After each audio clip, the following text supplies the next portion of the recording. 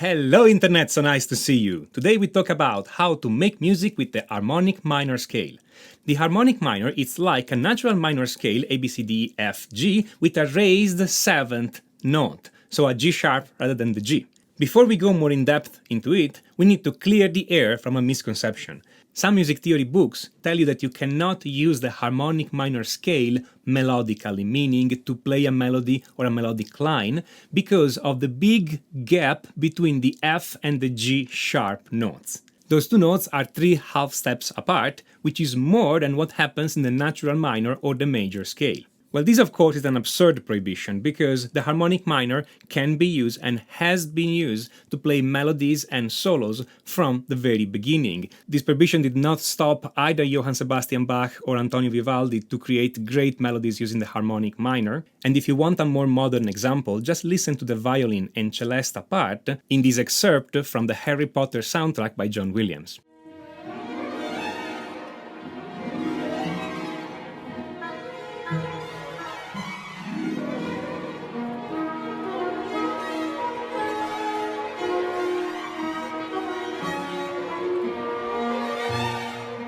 This long melodic line is written in the harmonic minor scale, and to me, it sounds perfectly good. Now let's see the triad in the harmonic minor scale. I have an A minor chord, ACE, a B diminished triad, BDF, a C augmented chord, which is very spicy, CE, G sharp, a D minor chord, DFA, an E major triad, E, G sharp, B, which can become an E 7th chord, E, G sharp, B, D, an F major triad, FAC, and finally I have a G sharp diminished triad, G sharp, BD, which can and typically does become a G sharp diminished 7th chord, G sharp, B, D, F. If you want an instant flavor of the scale, two very typical and probably overused chord progression are those: A minor, E7,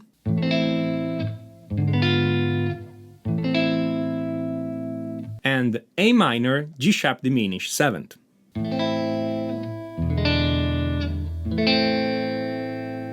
Of course, you can use any of those chords in any order. The field here is open for whatever you want to do. If you are writing or improvising a solo or a melody with the A harmonic minor scale, here is an interesting trick. Now, before I explain the trick, it goes without saying that you should learn all your scale all over the fretboard and be really familiar with that, because that's the only way to be really free in your self-expression on the instrument. And if you want some help with that, I have a course called Master of the Most that does exactly that.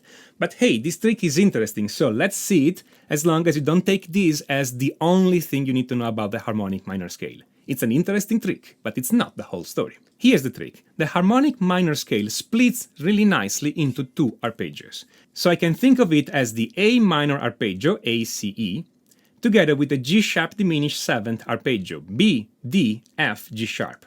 So those 2 arpeggio contain all the notes of the scale.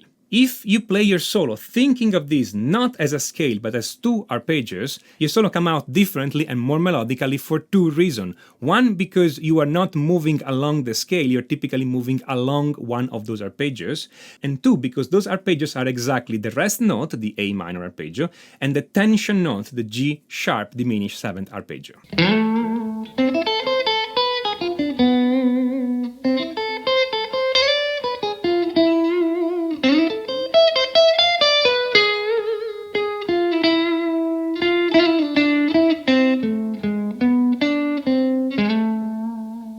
Now this is all nice and interesting, but in reality, when most people talk about the harmonic minor scale sound, they don't actually mean the harmonic minor scale, they actually mean something slightly different. They mean the 5th mode of the harmonic minor, meaning the scale that has the exact same notes as the harmonic minor scale, but the root is not the A, the root is the 5th note, the E. So this scale would be E, F, G sharp, A, B, C, D. Changing the root here slightly changes the character of the whole scale. This new scale gets a lot of names. Common names are Phrygian dominant, Phrygian major, Spanish Phrygian, Spanish dominant, egg, bacon and spam, egg, bacon, sausage and spam, spam, bacon, sausage and spam, flamenco major, etc., etc. I want to remark here that the name Phrygian major is technically not correct here, because the first chord of the key, the chord built on E, it's not major. Well, yes, okay, the triad is major. You have an E, G sharp, B triad. But if you look at the seventh of this triad, it's a minor seventh. The chord built on the first degree, it's an E seventh chord, not an E major seventh chord. So this scale, it's a dominant scale, not a major scale. It contains a major third and a minor seventh, so it should not be called a major scale. But then again, we can discuss scale names forever and not get to any conclusion. So let's see how to make music with that. A typical chord progression in this scale happens when you play the first chord and the flat second chord, that is, the E major and the F major chord. This is very typical of flamenco music.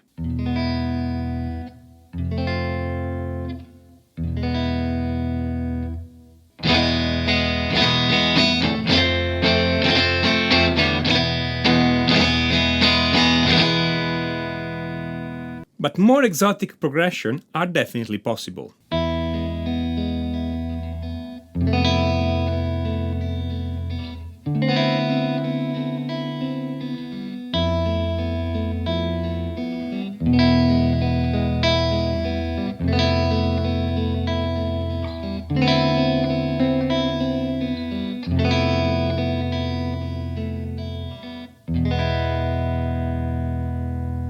When soloing on this scale, exactly like you were doing for the A harmonic minor scale, you can think of this scale as being split into two arpeggios. Only in this case, you're going to use two different arpeggios because the scale has a different root. In this case, you're going to use the E major triad and the F major triad. And this gives us 6 of the 7 notes of the scale. If you want also the 7 notes, play an E dominant 7th arpeggio and the F triad, and it will work perfectly. This sounds this way.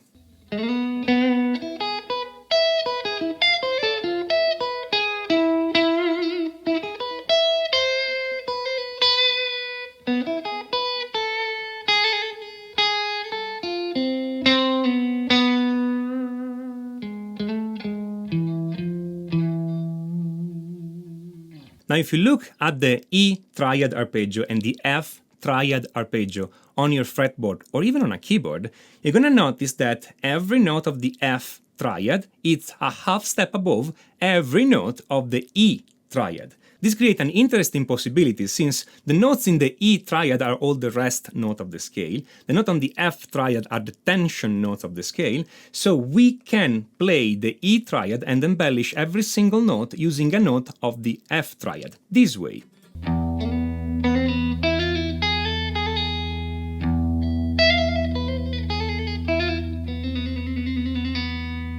So essentially, you get 6 out of 7 notes of this scale just by thinking an E major arpeggio and adding all the notes 1 fret above this E major arpeggio. Again, even if you're playing the exact notes that are on the scale, using this approach you don't sound scalar at all because you are thinking triads, and because the E triad is exactly the rest notes of the scale and the F triad is exactly the tension notes on the scale, so essentially this is a way to automatically hit your chord notes when you are improvising without having to think exactly where those chord notes are inside a scale pattern. Again, this is just a little interesting trick. It does not substitute actually knowing your scales all over the fretboard in a way that makes you free to express yourself. To learn your scales in a way that makes you musically free, I suggest you take a look at the Master of the Modes course. Master of the Modes is not a book, it's a complete video course made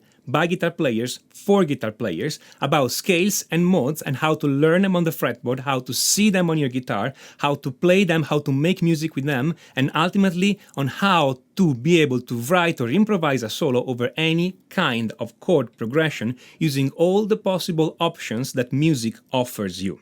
If you struggle with your scales and you want to understand how to see them on your guitar and how to be musically free with them, then I totally recommend you check out Master of the Modes by clicking on the link on the top right. It will just take a minute. If you like this video, smash on that like button, don't forget to subscribe, and especially make sure, absolutely sure, to click on the notification and the bell, because otherwise, if you don't do that, YouTube will not tell you when I put up a new video. And if you have any feedback, comments, requests, just write them down in the comment. I always enjoy reading from you. This is Tommaso Zilio on musictheoryforguitar.com. And until next time, enjoy.